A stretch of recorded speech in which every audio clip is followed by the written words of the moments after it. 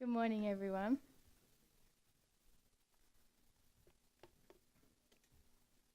You there? Good morning, everyone.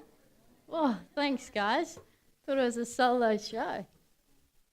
Hey, I just love the words in that song, the Come As You Are. And, like Deanne said, you can claim it. And maybe you don't know about Gracegate or this is your first time. And maybe you don't know that when you come into these doors and into this car park, you come as you are. And the words in that song, lay down your shame, and whether you're broken, that's how I want you guys to come. I don't know how your week has been. Could be rubbish or it could be great, but maybe you're still holding a little bit of your mask on this morning, and you can just put that aside now.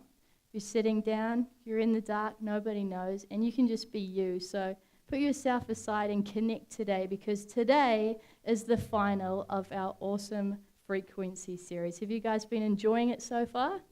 Yeah, it's been awesome. I've got a lot out of it myself, and I've heard stories that you guys have too, so I'm excited about that. So if you haven't been here the last 4 weeks, we've been looking at this series, and or if you missed a few, or if today's your first time, don't panic, because I'm going to recap it for you guys. So here's a quick recap. We first started off, and the whole time we've been talking about these three things, these principles that we would love you guys to apply, and myself in our life, to just stop, to just listen, and then to speak. And the first week, Jamie and Wes showed us this wave generator, and it was about how we need to tune in to actually hear God, and there was all these crazy frequencies going on, and when you tune to the right frequency, you could just hear God clearly in the rhythm of your life.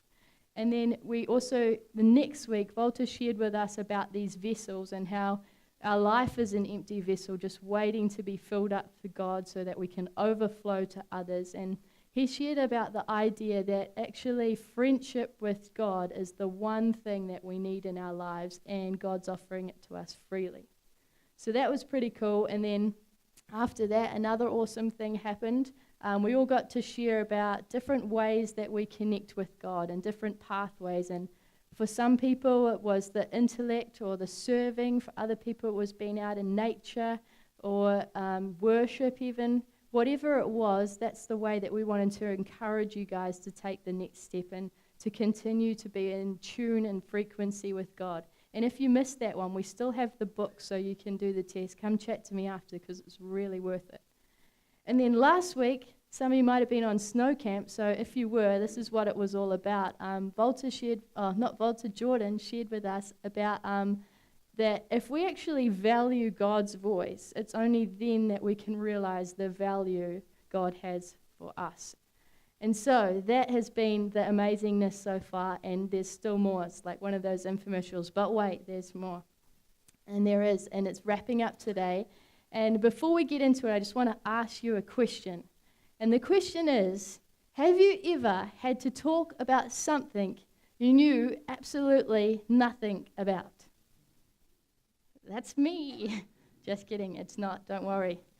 But it was me last year, and my mum owned a cafe in Tauranga, and I used to go there often and hang out and take my friends, and pretty much we just went to enjoy the view and the free food. So I was doing that, which was one of my usual Sunday road trips, and then my mum came out of the kitchen while I'm enjoying all this delicious food, and she was a little bit frantic, and she was like, "Man, we've run out of the main thing on our menu, which is our lunch special, and I need to go down to the shops, and we're so busy, can you just like serve anyone if they come in while I'm out?" And I was like, "What?" I'm like in the middle of my lunch. So I said, I don't know, Mum, like I haven't done this for a while. And she was just like, "Relax, it's 10 minutes, how hard can it really be?" So I was like, all right, I've got this. No one will come in anyway. As soon as she left, people came in. So I went behind the till like I'd been working there forever, and this couple came, and they asked to see the drinks list, and I said, "Sure, here it is." They took a seat. I waited like the appropriate amount of time, which I thought was, they've probably made up their mind by now. So then I walked over with my pen and paper, which I had found really fast, and I said, "How can I help you?" And they said, "Oh, we're glad you're here. We just wanted to ask some questions about the drinks list." And I was like, I'm sure you do. And then they said, oh, we're not from New Zealand, and we heard that you have great New Zealand wines and different drinks and different things. What can you recommend? And I actually knew nothing about wines. I still don't, and I didn't even know 90% of the drinks list. So I was like, there's great orange juice. But I didn't say that. I said, as many of us do, I just said an array of words really enthusiastically and hoped that they didn't even notice that I had no idea. And they made up their minds, and I wrote it down, and I said, great choice, and went and I read every single label in the fridge until I found the right drinks that they had requested. So I thought, whew, made it. Carry the drinks back to them, and then they start asking, so what's there to do in this area, and what's the history of this place? And I'm from Auckland, so I'm just like, well, the beach is great because it's out the window, and I just started sort of talking confidently, like I knew exactly what was going on, and then I left, and I was like, done, nailed it, went and sat down. Then my mum came back, which seemed to be a lifetime later, but it must have been in her 10 minutes, and she said, oh, there's people, have you served them? I said, yeah, I got this. So she goes up to the couple, and she said, are you guys all right? Can I help you with anything? And they said, oh, no, we've been taken care of, thanks heaps, though. And then my mum said, oh, that's good, because she doesn't even work here, and she doesn't even know the drinks list. Super embarrassing. But I'm sure you've experienced something similar where you've had one of those awkward moments where you've had to talk about something you knew nothing about. But today, the exciting news is that God wants you to talk about something, and it's not something that you know nothing about. It's something that you know about well, and that something is Him. God is asking every single one of us to be His mouthpiece. When you hear that, you sort of think, well, I did. What's a mouthpiece? Is it a mouth guard that we use to play rugby? Is it the reed of a saxophone? All these different things come to mind. But the mouthpiece, if you look back in history, the first time we heard about it is thousands of years ago in the Bible. And we can hear it when Jesus speaks and he's talking about these prophets. So in the Old Testament, the first half of the Bible, we hear the word mouthpiece. And when he's referring to mouthpiece, he's referring to the prophets, who are people who spoke for him. Now, I don't know about you, but I don't really see as many people being called a prophet these days. You don't talk about it as often. And when I first thought of a prophet, I sort of thought it's somebody who God has picked to speak for him that must be really wise. They must know a lot about him. They must be high up in society or something like that. But that's actually quite far from the truth. And God calls you and I to be a prophet. So if he's calling us, he must be calling anybody, right? Let's have a look at some of the prophets in the Old Testament. So there's a guy called Jonah. Jonah was a mouthpiece for God, and he actually was a fantastic mouthpiece who converted an entire city of Nineveh. And they were so inspired by what he said, the words he shared by God, that the whole city was saved, which sounds like he was a pretty inspiring guy to compare with. But if you actually look back at the beginning of that story, Jonah was actually the guy who refused to be God's mouthpiece. He ran away from God, and he actually ended up in the belly of a giant fish. So he wasn't as amazing as you would think. And then there was Moses, and Moses is, if you've heard anything about the Old Testament, you usually hear of him as this hero leader, and he is a hero leader. But to get to that point, he actually needed a whole lot of convincing. And he needed so much convincing. He said to God, who am I to speak for you? And in the end, God had to send another guy, Aaron, to help him out to be his mouthpiece. And then there's Jeremiah. And Jeremiah is one of my favorites. And he's a guy in the Old Testament as well who is called a mouthpiece for God. And Jeremiah, you might think he got picked because he was the wisest or he had the most experience or something like that.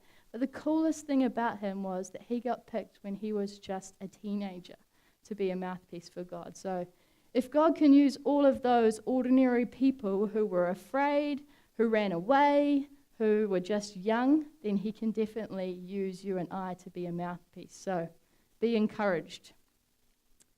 So I thought about this, okay, God wants us to be his mouthpiece and speak for him, and he's done it in the past, and he says he's still doing it now, but why doesn't God actually do it himself? You know, if he can create the days and create the whole earth and anything just by speaking, why doesn't he just continue to speak and do it himself? And I came up with 2 reasons why I thought maybe he doesn't. So one is that, you know, some people just aren't accustomed to hear from God. You know, they don't hear from God regularly, or maybe they don't know him well themselves.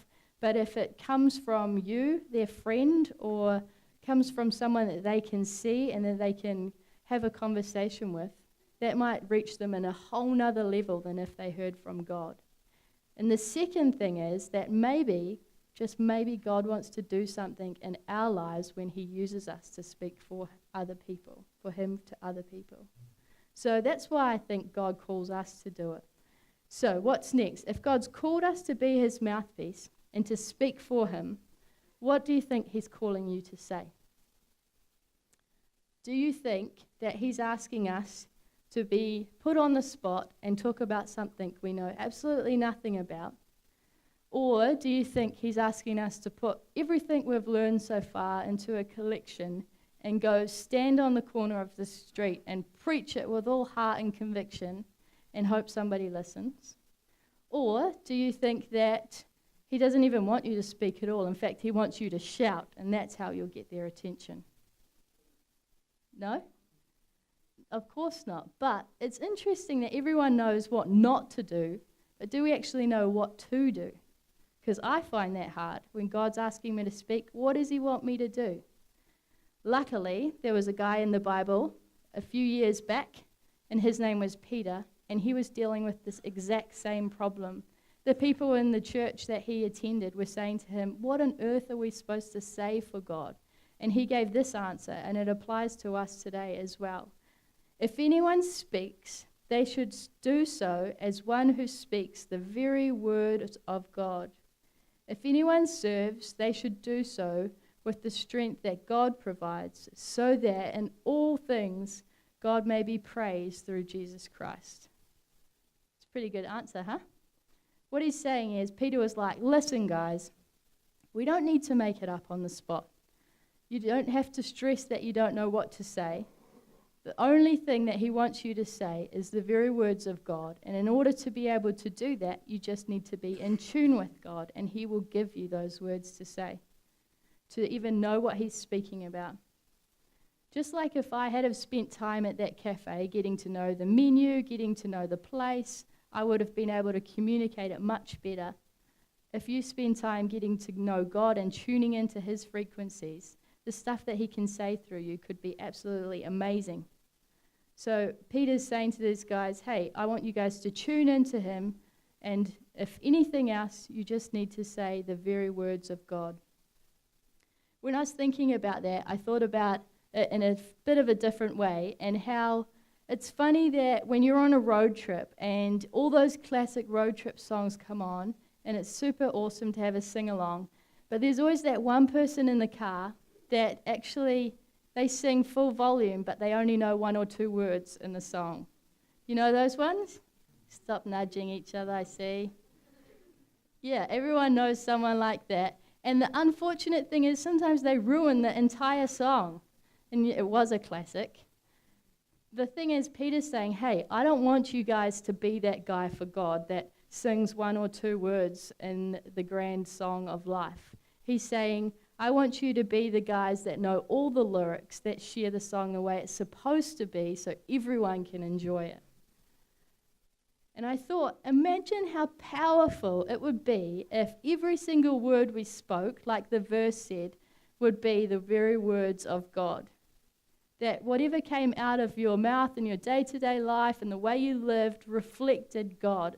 And not because there's anything amazing or great about you, but because you were so in tune with God that he just was constantly using you to reflect God's love and to reflect it through everything you did. It'd be an amazing thing, huh? I thought of a cool story that would illustrate this point well. And when I was in high school, I actually used to play the flute. There's a surprise for you guys, but don't ask me now because it was 10 years ago, so I know nothing. But back then I was actually quite good. I played my entire way through intermediate and high school, and I was part of the orchestra of our school. And I went to New Plymouth Girls High, and then there was New Plymouth Boys High across the river. And if you were in the orchestra, the two schools combined, so it was great reason to play the flute.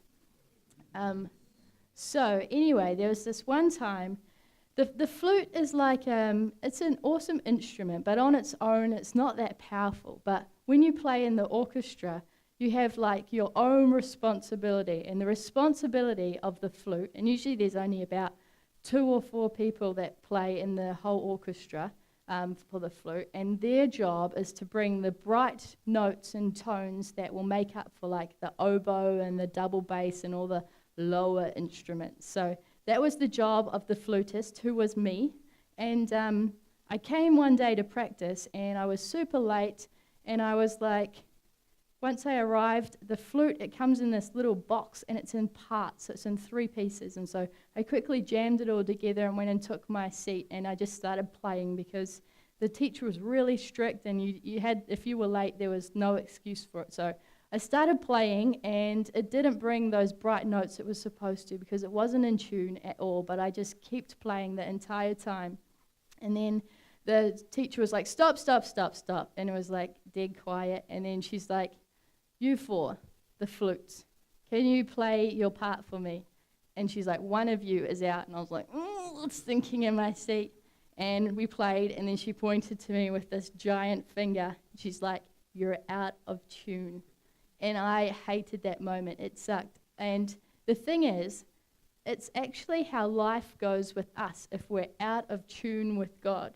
You can't expect to just show up late, and you can't expect to just play the most wonderful music if you haven't spent time getting your instrument in tune. No matter if you're the greatest musician of all time, if you haven't spent the time to get your instrument in tune, it will never play the way it was designed to. In order to get the flute in tune, you actually have to tune it through the mouthpiece. The mouthpiece is the most important part of the 3 bits of the flute. You have to spend time tuning it, warming it up, making sure that you're listening to the notes. But actually the mouthpiece on its own is actually useless because it doesn't have any of the buttons or the keys to be able to play the rest of the notes. As important as it is in tuning, it's also part of something greater.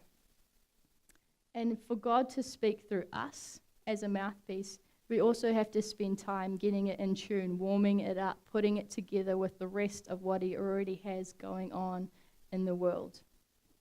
If we want to speak words of life, of hope, of love, of encouragement that bring those bright notes and tunes into people's life, we have to spend time getting in tune with God.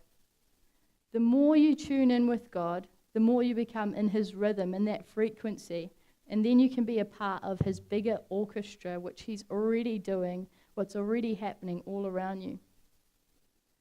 Thankfully, though, when we connect with God, even if we turn up and we're completely out of tune, He can still use us to do our part. He's pretty good like that. And we're called to hear His voice. And not just for this solo song that they want us to play, but we're called to hear His voice for the bigger part of the entire orchestra, of this grand crescendo that He's working towards. And the only way that we can do that is to speak His words just like Peter encouraged, to speak the very words of God. So, after God calls us to speak for Him, He then calls us to stand in the gap for Him. What does that even mean? That means that once you've listened to God, He then wants you to take a step further and put what you've listened to into action. And in order to be able to do that, we actually have to act. So when God calls us to act, it can look different for every single person in this room. But the whole thing is, if you have something good, you share it. When you hear from God and you hear His voice and you're in tune with Him, you have something great and He wants you to share it, to act. And that's what standing in the gap's all about.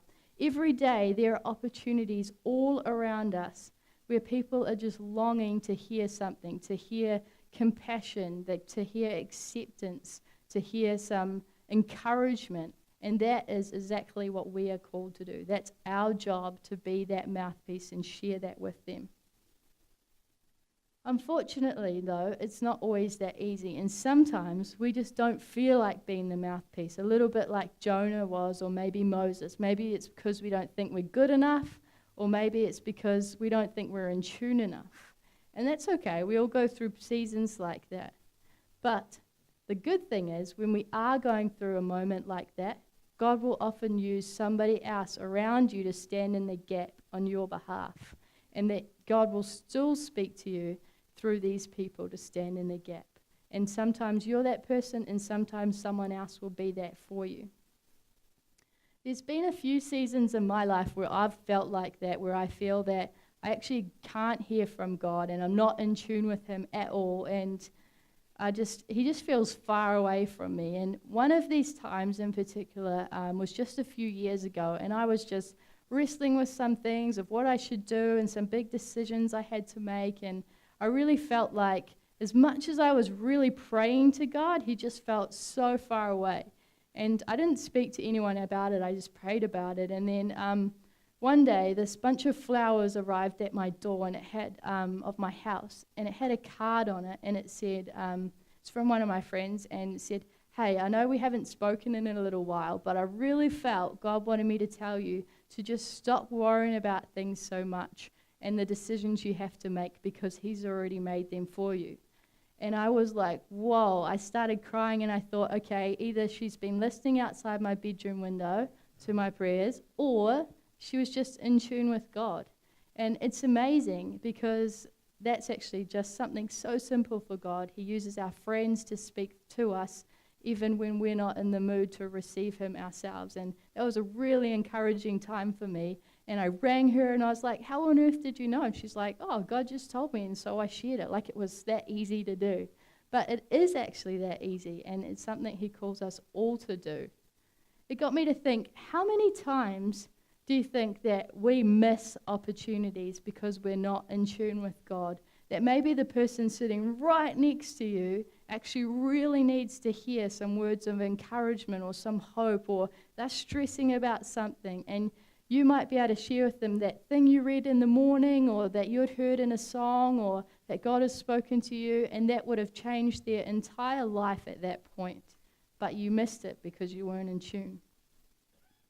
Every day, those opportunities are all around us, and we actually have to make a conscious decision to be able to act on those things, to step in the gap. This whole series, we've been speaking about what happens when you stop. What happens when you speak, and what happens when you listen, when you tune into God's frequency, when you get rid of all the other static and you're just in rhythm with Him in your life.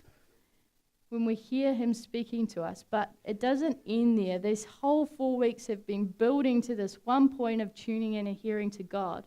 But the best news is, it's not just for us. It's all about, now that you've done that, to act and stand in the gap and speak.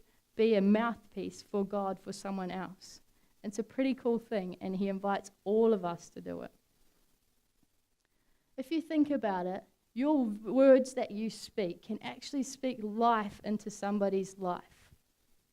I've heard that saying when I was younger, the sticks and stones may break my bones, but words will never hurt me, which I say is absolute rubbish.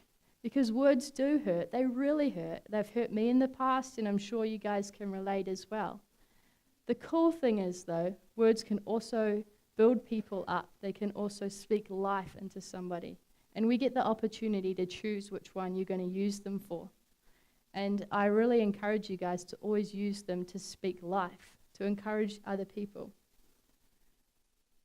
There's a giant need in New Zealand, and there's a giant need in Auckland, and in our community right here, and in our church family right here. And that need is for people to have somebody to be brave enough to act and speak words of life into them.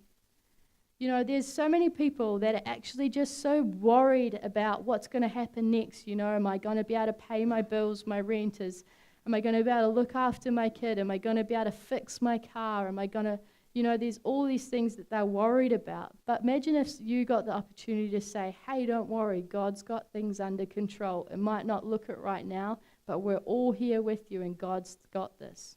Or if there was that person that was sick and you could speak to them and say, hey, God's actually a God of healing. He's a God that can offer you full strength and power, and he can comfort you in this time. Some people don't even know those things. Imagine if there's somebody else who's just, stressed out all the time and they think they're not worth anything and they can't see their own value. And imagine if you had the amazing opportunity and privilege to be able to say, do you know what? This is how God sees you, and to just be able to pour out love and encouragement on them. It would be an amazing thing to do. So, how do you do this? You do this just by speaking the very words of God, by being in tune with him wherever you go. If anyone speaks, let them speak the very words of God. How will anybody know if none of us tell them? The orchestra is much bigger than just our connection with God, the one-on-one. It's a bigger song that is being played all around us, but it requires each of us to be in tune with whatever instrument we bring to be a part of the greater orchestra. I want to ask you some questions, and I want you just to close your eyes wherever you are and just think about these things. Are you in tune? Ask God, what does he actually want to project through you, through your life? Is it words of hope, words of love, words of encouragement, of peace? What is it that he actually wants you to say? Who is it that he actually wants you to speak to? Are you asking God, what will you ask of me? What am I called to do? And when you do actually call me, will I even listen? When you speak, will I act? Will I move? Will I stand in the gap? Will I see you? God, help me to do whatever it is you ask of me. Is this your guys' prayer? To be in tune, not just for yourself, but for others.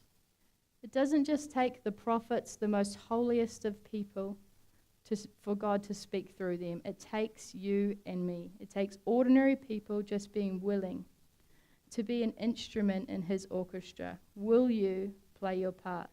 Will you project his voice? Will you step into the gap and speak the very words of God?